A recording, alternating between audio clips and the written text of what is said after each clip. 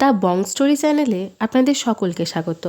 আপনারা বেশ কয়েক সপ্তাহ ধরে ৩২ সিংহাসন গল্পটি শুনছেন। আজকে আপনারা একবিংশ উপাখ্যান থেকে শুনবেন। এটা হচ্ছে আমাদের গল্পের পঞ্চম পর্ব। তাহলে চলুন শুরু করা যাক ৩২ সিংহাসনের গল্প।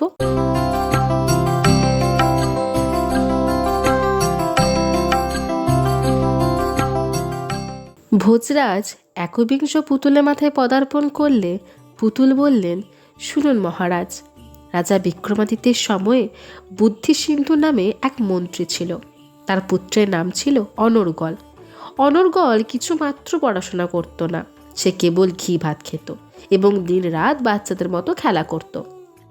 একদিন বুদ্ধিসিন্ধু তার পুত্রকে বললেন, অনর্গল, তুমি আমার সন্তান হয়েও অত্যন্ত দুর্বিনীতভাবে কাল কাটাচ্ছ। পড়াশোনায় তোমার মন নেই, ফলে তুমি হৃদয়হীন ও মূর্খ হয়ে থাকলে। যে হৃদয়হীন সেই মূর্খ। শাস্ত্রে বলে, সন্তানহীন ব্যক্তির গৃহশূন্য, বন্ধুহীনের দেশ শূন্য, মূর্খের হৃদয় শূন্য, আর দরিদ্রের সব কিছুই শূন্য। তোমাকে দিয়ে আর কোনো কাজই হবে না। তাছাড়া কি লাভ সেই পুত্রের? জন্ম হয়ে না বিদ্যান না ধার্মিক। কি হবে সে গাভী দিয়ে, যে না দুধ দেয় না দেয় বাছুর? আর অজাত, মৃত ও মূর্খ, এই তিনের মধ্যে মৃত ও অজাত বরং ভালো, কারণ এরা অল্প দুঃখ দেয়। কিন্তু মূর্খ যত দিন বেঁচে থাকে তত দিনই জ্বালায়। পতাকা যেমন বাঁশের আগায় শোভা পায়, তেমনি সন্তান যদি গৌরবে শ্রেষ্ঠ না হয়, তাহলে মা বাবার যৌবন নষ্ট করবার জন্য সে পুত্রের জন্মে কি লাভ? পিতার এই ভর্ৎসনা শুনে অনর্গল অত্যন্ত অনুতপ্ত হলো এবং মনের দুঃখে দেশান্তরী হলো। তারপর সেই দেশের সুখ্যাত এক উপাধ্যায়ের কাছে নীতিশাস্ত্র বিষয়ে সমস্ত পাঠ গ্রহণ করে নিজের দেশে ফিরবার পথ ধরল। পথে একটি বনের মধ্য দিয়ে আসবার সময় অনর্গল একটি মন্দির দেখতে পেল। মন্দিরের পাশে অজস্র পদ্ম ফুটে থাকা নির্মল স্বচ্ছ জলের সরোবরে সে চক্রবাকীকে মিথুন সুলভ জলক্রিয়ায় মত্ত থাকতে দেখতে পেল এবং সরোবরে একাংশে জলে অত্যন্ত গরম বলে তার মনে হলো এইসব দেখে সে ওই সরোবরের পাশে বসে পড়ুক। ইতিমধ্যে সূর্য অস্ত গিয়ে সন্ধ্যা নামল। রাতের বেলায় অনর্গল সরোবরে সে উত্তাপ জলের মধ্য থেকে ৮টি দিব্য রমণীকে উঠে আসতে দেখতে পেল। তারা মন্দিরে গিয়ে ষোড়শোপচারে দেবতার অভিষেক পূজা সাঙ্গ করে নাচ গানের মাধ্যমে দেবতাকে সন্তুষ্ট করল। তখন দেবতা প্রসন্ন হয়ে তাদের প্রসাদ দিলেন। ভোরবেলায় সেই দিব্য রমণীরা ফিরে যাওয়ার সময় অনর্গলকে দেখতে পেল। তাদের মধ্যে একজন এগিয়ে এসে অনর্গলকে বলল, ভদ্র, তুমি আমাদের নগরে চলো। এই বলে উত্তপ্ত জলে ডুব দিল। ওই দিব্য রমণীদের সঙ্গে যাবার ইচ্ছা থাকলেও অনর্গল ভয়ে ওই উত্তপ্ত জলের মধ্যে প্রবেশ করতে সাহস করল না। এরপর অনর্গল তার দেশে ফিরে এলো। বহুদিন পর অনর্গলকে ফিরে পেয়ে বাপ মা, আত্মীয় স্বজন, বন্ধু বান্ধব খুব আনন্দ করল। পরের দিন অনর্গল রাজার সঙ্গে দেখা করবার জন্য রাজসভায় গিয়ে রাজাকে প্রণাম জানিয়ে এক পাশে বসল। রাজা তার সংবাদ নেওয়ার পর জিজ্ঞেস করলেন, তুমি এতদিন কোথায় ছিলে? অনর্গল বলল, লেখাপড়া শিখতে বিদেশে গিয়েছিলাম। রাজা বললেন, সেখানে কোনো আশ্চর্য বিষয় দেখেছ? অনর্গল বলল, না মহারাজ, তবে ফেরবার পথে দেখেছি ওই বলস বনের মধ্যে একটা মন্দির, তার পাশে সরোবর এবং সরোবরের উত্তপ্ত অংশ থেকে বেরিয়ে আসা দিব্য রমণীদের সম্পর্কে বিস্তারিত জানালো। অনর্গলের কাহিনী শুনে রাজা কৌতূহলী হলেন এবং তার সঙ্গে পরদিনই সেই দেবালয়ে হাজির হলেন। মধ্যরাতে ঠিক আগের বারের মতোই দিব্য রমণীরা উত্তপ্ত জল থেকে উঠে এসে ষোড়শোপচারে দেবতার পুজো করে নাচ গানে দেবতাকে প্রসন্ন করল। তারপর ভোরবেলায় ফিরে যাবার সময় তাদের মধ্যে একজন রাজাকে দেখতে পেয়ে বলল, ভদ্র, তুমি আমাদের নগরে চলো। দিব্য রমণীর আমন্ত্রণে রাজা তাদের অনুসরণ করলেন এবং সমস্ত দিব্য রমণী উত্তপ্ত জলের মধ্যে প্রবেশ করে সপ্ত পাতালে পৌঁছালো। সপ্ত পাতালে দিব্য রমণীরা এরপর রাজার আরতি করে তাকে সম্বোধন জানিয়ে বলল, হে মহাসত্ত্ব, আপনার মতো শৌর্য বীর্য সম্পন্ন পুরুষ আর কেউ নেই। আপনি এ রাজ্যে রাজা হন। আমরা সকলে আপনার সেবা করব। রাজা বললেন, আমার রাজ্যে দরকার নেই, আমার নিজেরই রাজ্য আছে, আমি কৌতূহলী হয়ে এখানে এসেছি। দিব্যরমণীরা বলল, আমরা অষ্টমহাসিদ্ধ। রাজা বললেন, তাহলে আমাকে অষ্টমহাসিদ্ধি দান করুন। তখন দিব্যরমণীরা তাকে 8টি রত্ন দিল। সে রত্ন কটি অনিয়মাদি অষ্টগণ সমন্বিত। রাজা যখন ওই 8টি রত্ন নিয়ে ফিরছিলেন, তখন পথের মাঝে এক ব্রাহ্মণ এসে, যিনি শ্রীহরির নাভিপদ্মে সতত বাস করেন, বেদসমূহের প্রথম বক্তা, সেই চতুরাসন ব্রহ্ম আপনাদের সর্বদা রক্ষা করুক, এই বলে আশীর্বাদ করলেন। রাজা জিজ্ঞেস করলেন, বিপ্রবর, আপনি কোথা থেকে আসছেন? ব্রাহ্মণ বললেন, আমি চম্পাপুর নিবাসী ব্রাহ্মণ। আমার পোষ্যের সংখ্যা অনেক, তাই আমি দরিদ্র। ভার্যা আমাকে কুৎসিত ভর্ৎসনা করায় আমি দেশত্যাগী হয়েছি। কথায় বলে, নির্ধন যদি রূপবান হয়, সুন্দরী বেশভূষায় সেজে থাকে, এমনকি সব বন্ধুদের উচ্চ প্রশংসাও পায়, তথাপি গুণবতী স্ত্রী তাকে পরিত্যাগ করে। এমনকি ভার্যা সৎ বংশজাতা হলেও পতির সেবা করে না, বিক্রমশালী হলেও বন্ধুরা তাদের কাছে যায় না। যিনি নির্ধন, যিনি রূপবান, সুশীল, বাগ্মী, শাস্ত্রজ্ঞ, যাই হোক না কেন, মনুষ্য সমাজে আদর বা সম্মান পায় না। এমনকি যার ইন্দ্রিয়গুলি অবিকল, সে একই আছে, নামেও এক, বুদ্ধিও আগের মতোই অপ্রতিহত, কথাবার্তাও সে একই রকম। সম্পদ ও কঠোর ভার রক্ষা করা দরকার কর্তব্য। কিন্তু কি আশ্চর্য, টাকার গরম না থাকায় মুহূর্তের মধ্যে সে মানুষই অমানুষ হয়ে যায়। রাজা ব্রাহ্মণের কথায় সন্তুষ্ট হয়ে সে 8টি রত্ন তাকে দিয়ে দিলেন। ব্রাহ্মণ রাজার ভূয়সী প্রশংসা করে চম্পাপুরে ফিরে এলেন, আর রাজাও উজ্জয়িনীতে ফিরে এলেন। এইভাবে কাহিনী শেষ করে পুতুল ভোজরাজকে বলল, মহারাজ, আপনার মধ্যে যদি এই রকম ধৈর্য, বীরত্ব, দান করার ক্ষমতা থাকে, তবেই সিংহাসনে বসুন। এরপর ভোজরাজ দাবিংশ পুতুলের মাথায় পদার্পণ করলে পুতুল বলল, শুনুন মহারাজ, রাজা বিক্রমাদিত্য রাজ্যপালন করতে করতে মাঝে মধ্যে সময় করে পৃথিবী পর্যটনে বেরিয়ে বিভিন্ন তীর্থস্থান, দেবালয়, নগর প্রভৃতি দর্শন করতেন। এরপর নানা রকম রত্নখচিত প্রাচীরে বেষ্টিত একটি নগর তিনি দেখতে পেলেন। সেই নগরে গগনচুম্বী প্রাসাদ, শিব মন্দির, বিষ্ণু মন্দির এবং একটি সরোবর ছিল। রাজা সেই সরোবরে স্নান করে মন্দিরে গিয়ে প্রণাম জানিয়ে বিষ্ণুর স্তব করলেন।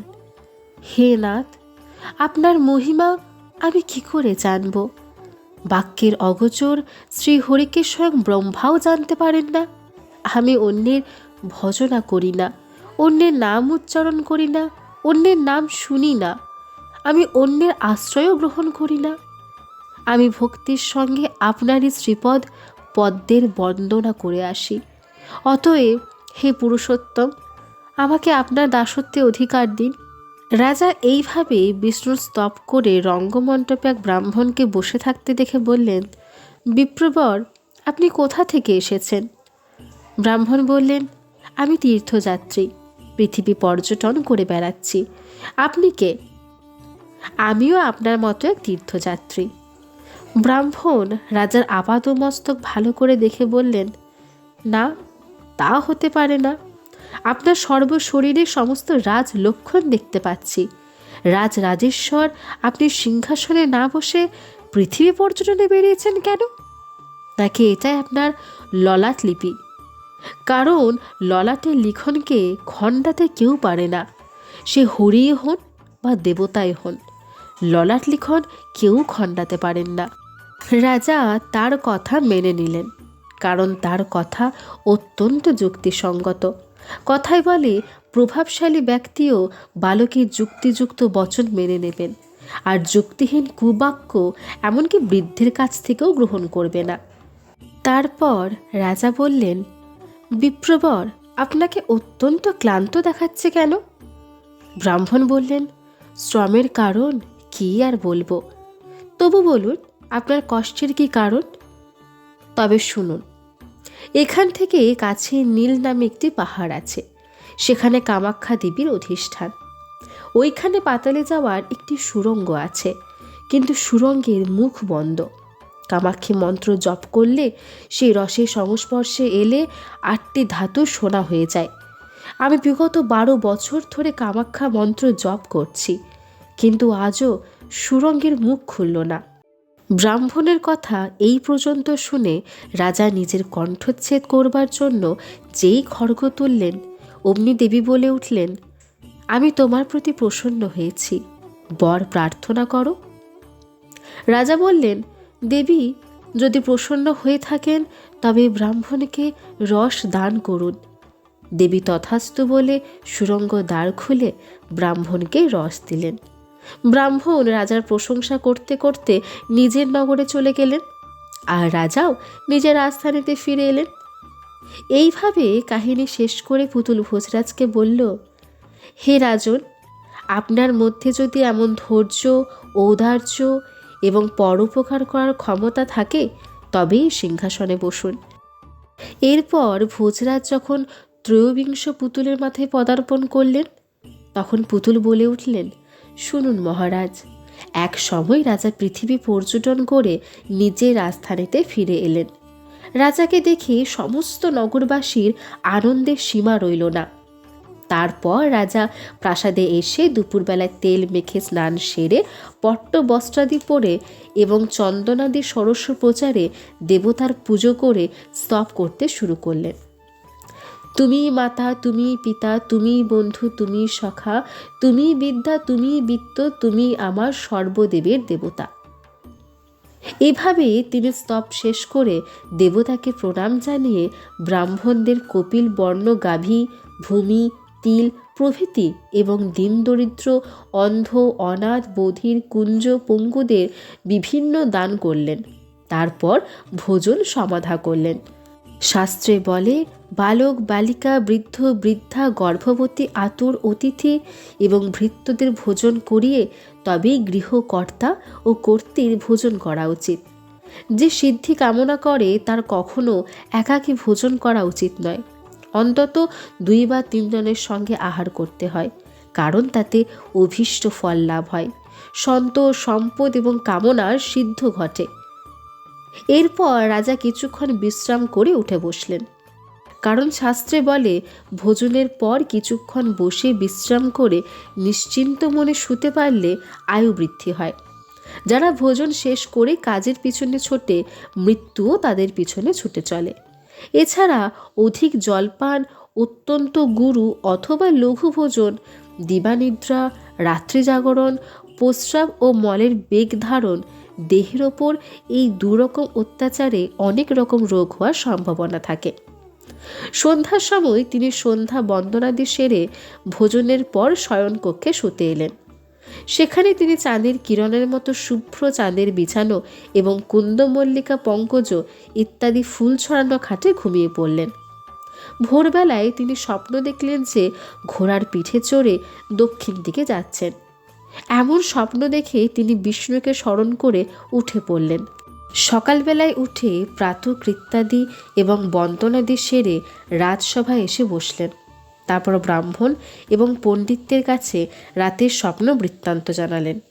স্বপ্ন বৃত্তান্ত শুনে সর্বজ্ঞ ভট্ট বললেন, মহারাজ, স্বপ্ন 2 রকম। কতকগুলি শুভ স্বপ্ন, সেগুলি শুভ ফল দান করে, আর বাকি সব অশুভ স্বপ্ন, সেগুলি অশুভ ফল দান করে। স্বপ্নে হাতির পিঠে চড়া, প্রাসাদে ওঠা, প্রতিব্রতা নারী বা নারীর সঙ্গে মিলন, কান্না, মৃত্যু, ছাতা, চামর, সমুদ্র, গঙ্গা, শাক, সোনা প্রভৃতি শুভ স্বপ্ন। এছাড়া স্বপ্নে ষাঁড়, পাহাড় ও গাছে চড়া এবং সর্বাঙ্গে বিষ্ঠা পেলেন সৌভাগ্যের কারণ হয়। আর মোষ ও গাধার পিঠে চড়া, কাটা গাছে ওঠা এবং ছাই, কার্পাস ধোয়া, বাঘ, সাপ, শুয়োর, বানর দেখা অশুভ ফলদায়ক শোনা যায়। স্বপ্নে গাধা, উট, মোষ ও বাঘ দেখলে 2 মাসের মধ্যে মৃত্যু অবধারিত। রাতের প্রথম প্রহরে স্বপ্ন দেখলেন 1 বছর, দ্বিতীয় প্রহরে 8 মাস, তৃতীয় প্রহরে 3 মাস এবং ভোরবেলায় স্বপ্ন রজস্থানে সেই দিনই স্বপ্নের ফল হাতে না হাতে পেয়ে যায়। যাক, বেশি বলে কাজ নেই। মহারাজ, আপনি যে স্বপ্ন দেখেছেন তা অনিষ্টকারী বলেই মনে হচ্ছে। রাজা বললেন, হে সর্বজ্ঞ, এই দুঃস্বপ্নের প্রতিবিধানের জন্য কি করা উচিত? সর্বজ্ঞ ভট্ট বললেন, মহারাজ, আপনি স্নান করে যজ্ঞাদি প্রদক্ষিণ করে সমস্ত অলঙ্কার এবং বস্ত্রাদি ব্রাহ্মণদের দান করুন। তারপর আবার কাপড় পরে দেবতার অভিষেক করিয়ে নবরত্ন দিয়ে দেবতার পুজো করে ব্রাহ্মণদের গরু ও ধান প্রভৃতি 10 রকম জিনিস দান করুন এবং অন্ধ, কুব্জ, পঙ্গু, বধির ও অনাথদের প্রয়োজনে অধিক দান করে খুশি করুন। এইসব অনুষ্ঠান এবং ব্রাহ্মণদের আশীর্বাদে আপনার অমঙ্গল বিনাশ করে মঙ্গল হবে। রাজা সর্বজ্ঞ ভট্টের পরামর্শ মতো সমস্ত অনুষ্ঠান যথাযথভাবে পালন করে 3 দিন পর্যাপ্ত দানের জন্য কোষাধ্যক্ষকে আদেশ দিলেন। ফলে যার যত ধনে তৃপ্তি সে তত পরিমাণ ধন নিয়ে গেল। এইভাবে কাহিনী শেষ করে ভোজরাজকে বলল, মহারাজ, আপনার মধ্যে যদি এমন দান করার উদারতা থাকে তবেই সিংহাসনে বসুন। এরপর ভোজরাজ চতুর্বিংশ পুতুলের মাথায় পদার্পণ করলে পুতুল বলল, শুনুন মহারাজ, বিক্রমাদিত্যের সাম্রাজ্যে পুরন্দরপুরী নামে একটি নগর ছিল। সেখানে এক বিরাট ধনী বণিক বাস করত। সে একদিন তার 4 পুত্রকে ডেকে বলল, দেখো, আমার মৃত্যুর পর তোমরা 4 ভাই একসঙ্গে থাকতেও পারো, আবার নাও পারো। পরে আছে ঝগড়া বিবাদ হয়, সেই জন্য আমি বেঁচে থাকাতেই তোমাদের সম্পত্তিকে আমি ভাগ করে দিতে চাই। এরপরে 4 জনের ভাগ ঠিক করে বণিক পুত্রদের বলল, আমি তোমাদের ক্রমানুসারে আমার ধন সম্পত্তি ভাগ করে রেখে দিলাম, বড় ছোট অনুসারে তোমরা তা নিয়ে নিও। ছেলেরা বাপের নির্দেশ মেনে নিল। যথাসময়ে বণিকের মৃত্যু হলে 4 ভাই 1 মাস একত্রে থাকলো। তারপরেই তাদের স্ত্রীদের মধ্যে কলহ শুরু হয়ে গেল। তখন এই কলহ থেকে দূরে থাকবার জন্য তারা ভাবল, কিসের জন্যই কলহ? বাবা তো আমাদের সম্পত্তি ভাগ করে দিয়ে গেছেন, সুতরাং সম্পত্তি ভাগাভাগি করে আমরা প্রত্যেকে আলাদা থাকব। এই সিদ্ধান্ত করে তারা বাবার খাটের নিচে মাটি খুঁড়ল। সেখানে তারা 4টি ভাঁড়ের মধ্যে 4টি কৌটো পেল। তার মধ্যে একটি কৌটোতে রয়েছে মাটি, একটিতে কয়লা, একটিতে হাড় এবং অন্যটিতে কিছু খড়। এই কৌটো 4টি পেয়ে তারা ভাবল, হায় রে, বাবার এই বিভাগের অর্থ কে মীমাংসা করে দেবে? তখন তারা কৌটো 4টি নিয়ে সেই রাজ্যে রাজসভায় গিয়ে সমস্ত বিষয় জানিয়ে কৌটো 4টি অর্থ উদ্ধার করে দিতে বলল। কিন্তু কেউ এর মীমাংসা করে দিতে পারল না। 4 ভাই তখন যেখানে ভাগবাটোয়ারা করার মতো পারদর্শী লোক থাকে সেখানে গেল, কিন্তু কেউই তাদের সমস্যা সমাধান করে দিতে পারল না। এরপর তারা এলো উজ্জয়িনীতে, বিক্রমাদিত্যের রাজসভায়। রাজসভায় তারা সভাসদদের সামনে তাদের বাবার বিভাগ বৃত্তান্ত জানালো এবং তার অর্থ উদ্ধার করে দিতে বলল। কিন্তু উজ্জয়িনী রাজসভাও সমস্যার সমাধান করতে পারল না। এরপর তারা গেল প্রতিষ্ঠানগরে, কিন্তু সেখানকার বড় বড় পণ্ডিতরাও তাদের বিভাগ সমস্যার কোনো সুরাহা করতে পারলেন না। এমন সময় কুমোরপাড়ার শালিকবাহন নামে এক ব্যক্তি সে পণ্ডিতদের কাছে এসে বললেন, পণ্ডিত মশাই, এতে আশ্চর্য হওয়ার অথবা না বোঝার কি আছে? এ তো জলের মতো সোজা। পণ্ডিতরা বললেন, ঠিক আছে, আপনিই মীমাংসা করে দিন। শালিবাহন বলল, এই 4 জন এক ধনী বণিকের পুত্র। এদের পিতা জীবিতকালে বড় থেকে ছোটকে যে ভাগ করে দিয়ে গেছেন তা হলো বড়কে মাটি দিয়েছেন, অর্থাৎ তার সমস্ত ভূসম্পত্তি। দ্বিতীয় জনকে দিয়েছেন ঘর, অর্থাৎ সেখানে যত ধান আছে তা সবই তিনি তাকে দিয়েছেন। তৃতীয়কে দিয়েছেন হাড়, অর্থাৎ বণিকের মতো গৃহপালিত পশু যা আছে সমস্তই তৃতীয় জনের। চতুর্থকে দিয়েছেন কয়লা, অর্থাৎ সোনা ইত্যাদি ধাতু সে পাবে। ভাগ বাটোয়ারা সম্পর্কে শালিবাহনের এই মীমাংসা খুবই মনোপুত হলো। 4 ভাই খুশি হয়ে আপন নগরে ফিরে এলো। রাজা বিক্রমাদিত্য শালিবাহনের এই বিভাগ বৃত্তান্ত শুনে আশ্চর্য হয়ে গেলেন। তিনি পণ্ডিতদের কাছে যথেষ্ট বিনয়ের সঙ্গে চিঠি লিখে শালিবাহনকে তার কাছে পাঠিয়ে দিতে বললেন। পণ্ডিতরা রাজার চিঠি পড়ে শালিবাহনকে বললেন, ওরে শালিবাহন, যিনি আসমুদ্র পৃথিবীর অধিপতি, সব রকম কলাবিদ্যায় পণ্ডিত, সেই পরমেশ্বরবান রাজধীরাজ বিক্রমাদিত্য তোমাকে উজ্জয়িনীতে ডেকে পাঠিয়েছেন। শালীবাহন বললেন, কে রাজা বিক্রমাদিত্য যে ডেকে পাঠালে যেতে হবে? আমার তো তার কাছে কোনো প্রয়োজন নেই। যদি তার কোনো প্রয়োজন থাকে তবে সে আমার কাছে আসুক। পণ্ডিতদের চিঠি পড়ে অগ্নিশর্মা হলেন রাজা বিক্রমাদিত্য, এবং এই অপমানের যোগ্য উত্তর হিসাবে তখনই তিনি 18 অক্ষৌহিনী সৈন্য নিয়ে বেরিয়ে পড়লেন। 1 অক্ষৌহিনী মানে যেখানে 1,09,350 পদাতিক, 65,610 ঘোড়া, 21,870 হাতি এবং 21,870 রথ, মোট 2,18,700 চতুরঙ্গ সেনাবিশিষ্ট বাহিনী। তারপর প্রতিষ্ঠা নগরে পৌঁছে শালীবাহনের কাছে দূত পাঠালেন। দূত গিয়ে শালীবাহনকে বলল, ওহে শালীবাহন, রাজা বিক্রমাদিত্য তোমাকে ডাকছেন, তুমি এখনই তাকে দর্শন করতে এসো। শালীবাহন বললেন, হে দূত, আমি তোমাদের রাজার সঙ্গে একা দেখা করব না। তোমাদের রাজাকে বলো, হাতি, ঘোড়া, রথ ইত্যাদি সরঙ্গ শক্তিতে আমি যুদ্ধক্ষেত্রে তার বিক্রম দেখব। দূতরা গিয়ে রাজা বিক্রমাদিত্যের কাছে শালীবাহনের বক্তব্য যথাযথ নিবেদন করল। তা শুনে রাজা রণক্ষেত্রে উপস্থিত হলেন। এদিকে শালীবাহন তার কুমোরশালে মাটির তৈরি শত হাতি, ঘোড়া, রথ, সৈন্য ইত্যাদি সমস্তই মন্ত্রবলে জীবন্ত করে সরঙ্গ শক্তিতে বলীয়ান হয়ে যুদ্ধক্ষেত্রে গিয়ে হাজির হলো। যুদ্ধক্ষেত্রে মুখোমুখি এই দুই বাহিনীর কোলাহলে দিকচক্রপাল দুলে উঠল। সাগর ফুলে ফেপে তর্জন গর্জন শুরু করে দিল। পাতালে পৃথিবী ধারণকারী বাসুকী নাগ চঞ্চল হয়ে উঠল। ফলে কেঁপে কেঁপে উঠল পৃথিবী, আর ফুসে ফুসে উঠল মহাবিষধর অনন্ত নাগ। দুই সেনানায়কের অভিযান সময়ে এমন সব ভয়ঙ্কর ব্যাপার ঘটতে থাকলো। বাতাসের চেয়ে দ্রুতগামী অশ্ববাহিনী আর মদমত্ত হাতির দলে দুই সেনাবাহিনীর শোভা পেতে লাগলো। ধ্বজ, চামর আর হরেক রকম নিশানের কাপড়ে আকাশ যেন ঢাকা পড়ে গেল। জয়ঝাঁক, খোল, ভেরির উচ্চকিত শব্দে ত্রিভুবন মুখরিত হয়ে উঠল। এরপর দুই দল মুখোমুখি হলে ঘোড়ার খুরের ঘায়ে উৎক্ষিপ্ত ধুলো আকাশ ছেয়ে ফেলল। বাকি অংশ ঢাকা পড়ল রাজপুরুষদের রাজছত্র, চামর ইত্যাদিতে। তুরি, ভেরি, রব, সৈন্যদের কোলাহল, হাতির বিহং, অংশের হেস্যারব, বীরদের রণহুঙ্কার ইত্যাদি দুই দলের আস্ফালন প্রকাশ হতে থাকল।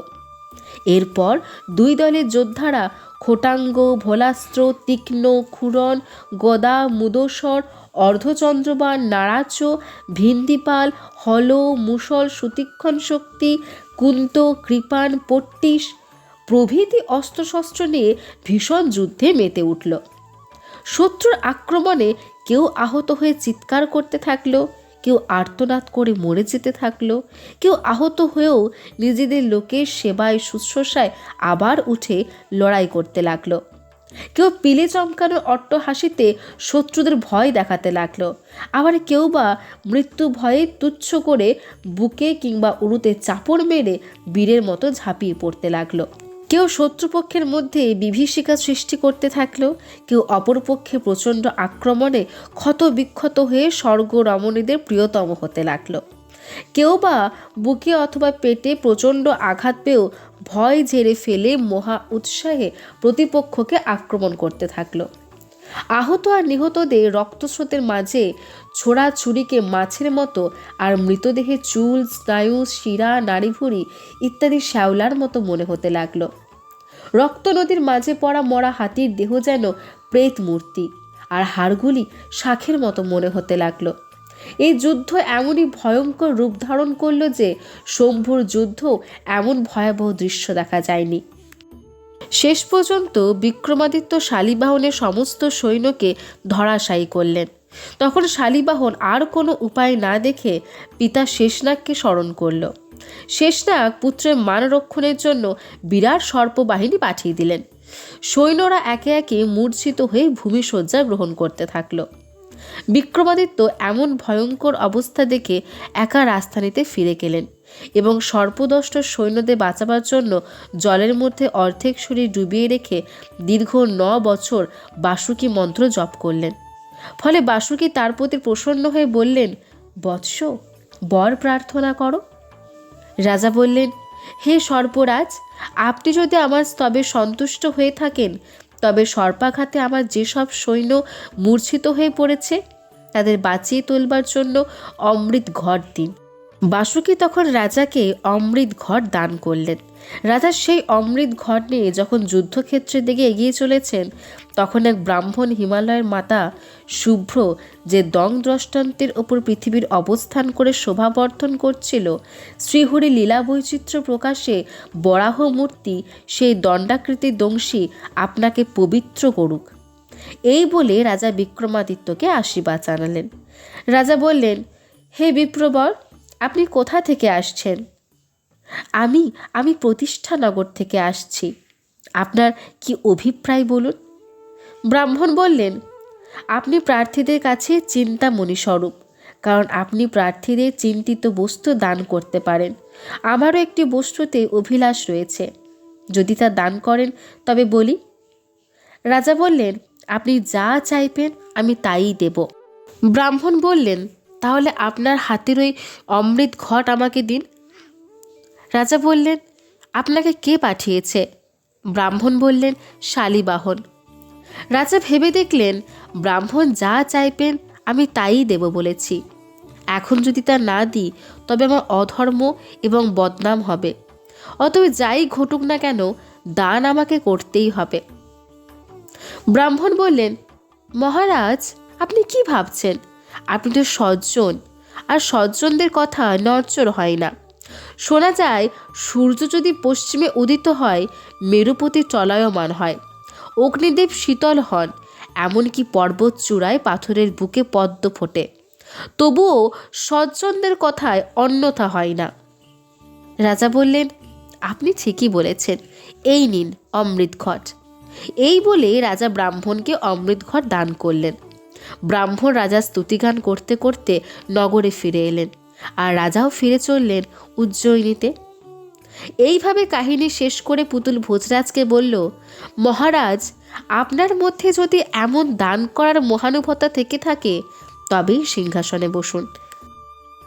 আবার ভোজরাজ পঞ্চবিংশ পুতুলের মাথায় পদার্পণ করলে পুতুল বলল, শুনুন মহারাজ, রাজা বিক্রমাদিত্যের রাজত্বকালে একজন জ্যোতিষী এসে সূর্যদেব আপনাকে সৌর্য দিন, চন্দ্রদেব দিন ইন্দ্রত্ব, মঙ্গল আপনার সুমঙ্গল করুক, বুদ্ধি দান করুক আপনার সুবুদ্ধি, বৃহস্পতি দান করুক গুরুত্ব, শুক্র দিক পুত্র, শনিদেব করুক আপনার শুভ, বাহুদিক আপনাকে বাহুবল, এবং কেতু করুক আপনার কুলের উন্নতি। সমস্ত গ্রহ আপনার অনুকূল হয়ে নিত্য প্রতিপদ হন। এই আশীর্বাদ করে পঞ্চাঙ্গ বর্ণনা করলেন। এরপর রাজার প্রশ্নে জ্যোতিষী বললেন, এবছর রাজা রবি এবং মন্ত্রী মঙ্গল মেঘাধিপতি, মনৈশ্বর রোহিণী সংকট ভেদ করে যাবে, সুতরাং এই বছর সর্বতভাবে অনাবৃষ্টি হবে। বরাহমিহির সংহিতায় বলা হয়েছে, যখন সূর্যপুত্র শনি রোহিণী সংকট ভঙ্গ করেন তখন মেঘ 12 বছর জল দেয় না। আরও বলা হয়েছে যে যদি মনৈশ্বরী রোহিণী সংকট ভঙ্গ করেন তবে পৃথিবীতে রক্তবৃষ্টি হয়। আর বেশি কি বলবো, সাগরের জলও শুকিয়ে যায়, ফলে সমস্ত লোক ক্ষয়প্রাপ্ত হয়। মতান্তরে বলা হয়েছে, মন্দগ্রহ শনি যখন রোহিণী সংকট ভঙ্গ করেন তখন 12 বছর পর্যন্ত অনাবৃষ্টি হয়। জ্যোতিষীর এই কথা শুনে রাজা বললেন, এই অনাবৃষ্টি প্রতিকারের কোনো উপায় আছে কি? জ্যোতিষী বললেন, থাকবে না কেন, যদি কোনো গ্রহ হোম করেন তবে বৃষ্টি হবে। তখন রাজা বিক্রমাদিত্য বৈদিক ব্রাহ্মণদের ডাকিয়ে তাদের কাছে জ্যোতিষীর ভবিষ্যৎবাণী বর্ণনা করে তাদের সহযোগিতায় গ্রহ হোম আরম্ভ করলেন। এরপর সমস্ত হোম সামগ্রী দিয়ে হোম সুসম্পন্ন হলো। রাজা অন্ন, বস্ত্র এবং নানা রকম উপহার দিয়ে ব্রাহ্মণদের সন্তুষ্ট করলেন এবং 10 প্রকার দান করলেন। এরপর দীন, দরিদ্র, অনাথ, বধির, অন্ধ, পঙ্গু প্রভৃতিকে বহু দান করে তাদের খুশি করলেন। কিন্তু তবুও বৃষ্টি হলো না। বৃষ্টির অভাবে সারা রাজ্যের লোক নিদারুণ কষ্টে হাহাকার করতে লাগলো, ক্ষুধার জ্বালায় ছটফট করতে থাকলো। রাজা তাদের দুঃখে দুঃখী হয়ে একদিন যজ্ঞশালায় বসে এই অনাবৃষ্টি প্রতিকারের কথা চিন্তা করছেন। এমন সময় হঠাৎ আকাশবাণী শোনা গেল, যদি 32 লক্ষণযুক্ত কোনো পুরুষের শিরচ্ছেদন করে বলি দেওয়া হয়, তবেই তোমার নগরের দেবালয়ের অধিষ্ঠাত্রী দেবী তোমার মনস্কামনা পূর্ণ করবেন। আকাশবাণী শুনে রাজা দেবালয়ে চলে গেলেন। তারপর দেবীকে প্রণাম জানিয়ে তিনি নিজের মাথার উপর খড়গ তুলেছেন। অমনি দেবী তার হাত ধরে বললেন, বৎস, তোমার বৈশ্যগুণ দেখে আমি প্রসন্ন হয়েছি, কি বর চাও বলো। রাজা বললেন, দেবী, যদি আপনি আমার উপর প্রসন্ন হয়ে থাকেন তবে অনাবৃষ্টি দূর করুন। দেবী বললেন, তাই করব। দেবীর আশ্বাস পেয়ে রাজা রাজসভায় ফিরে গেলেন। এইভাবে কাহিনী শেষ করে পুতুল ভোজরাজকে বলল, মহারাজ, আপনার মধ্যে যদি এমন পরোপকারের বাসনা থাকে তবেই সিংহাসনে বসুন। আশা করি আমাদের এই সপ্তাহের গল্প আপনাদের ভালো লেগেছে। আপনাদের সঙ্গে আবার দেখা হবে পরের সপ্তাহে নতুন একটা গল্পে।